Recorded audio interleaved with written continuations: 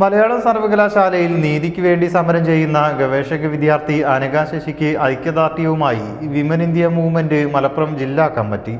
ജില്ലാ കൗൺസിൽ അംഗം സമീറ ഐക്യദാർഢ്യ സംഗമം ഉദ്ഘാടനം ചെയ്തു.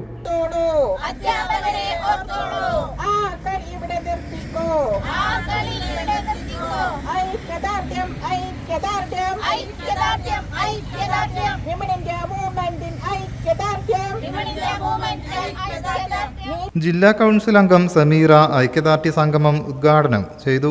രാജ്യം സ്വാതന്ത്ര്യദിനം ആഘോഷിക്കുന്ന വേളയിൽ പോലും മനുഷ്യൻ ജാതിയുടെ പേരിലും മതത്തിന്റെ പേരിലും വർണ്ണത്തിന്റെ പേരിലും വിവേചനം കാണിക്കുന്ന കാലഘട്ടത്തിലാണ് നാം നിലകൊള്ളുന്നതെന്ന് അവർ പറഞ്ഞു. അനഘയ്ക്ക് നീതി ലഭിക്കും വരെ വിമൻ ഇന്ത്യ മൂവ്മെന്റ് പ്രസ്ഥാനം കൂടെ ഉണ്ടാവുമെന്നും അവർ വിശദീകരിച്ചു.